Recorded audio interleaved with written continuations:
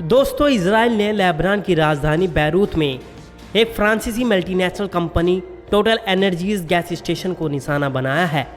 Israel की ओर से यह हमला ऐसे समय में किया गया जब फ्रांस के राष्ट्रपति एमनुएल मैक्रो और नेतन्याहू के बीच जुबानी जंग चल रही है, क्योंकि फ्रांस के राष्ट्रपति एमनुएल मैक्रो ने इजराइल पर हथियार प्रतिबंध लगाने के लिए कहा था।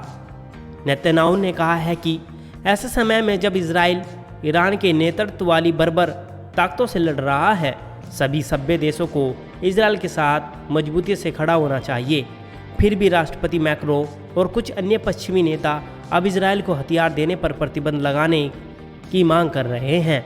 दोस्तों, इजराइल लगातार हिजबुल्लाह के ठिकानों पर हमला कर रहा है और लेबनान के अंदर रिहायशी इलाकों पर भी हमला कर रहा है, जिसमें उसने फ्रांसीसी company total energies gas station को निशाना बनाया।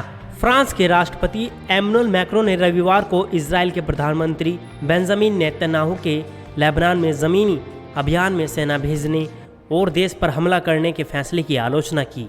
उन्होंने गाज़ा में इस्तेमाल के लिए इजराइल को हथियारों की सप्लाई रोकने का भी आह्वान किया।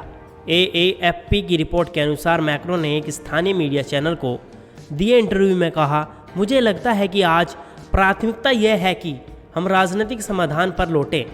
हम गाज़ा में लड़ने के लिए हथियार भेजना बंद करें। फ्रांस कोई सॉल्यूशन नहीं दे रहा है। मुझे खेद है कि प्रधानमंत्री नेतन्याहू ने दूसरा विकल्प चुना है और विशेष रूप से लेबनान की धरती पर ज़मीनी अभियान चलाने की जिम्मेदारी ली है। लेबनान नया गाज़ा नहीं बनना चाहिए। उन्होंने गाज़ा में संघर्ष पर भी अपनी चिंता दोहराई, जो युद्ध विराम के लिए बार बार आह्वान के बावजूद जारी है। उन्होंने कहा, मुझे लगता है कि हमारी बात नहीं सुनी जा रही है। मुझे लगता है कि यह एक गलती है जिसमें इजराइल की सुरक्षा भी शामिल है। युद्ध नफरत को जन्म दे रहा है।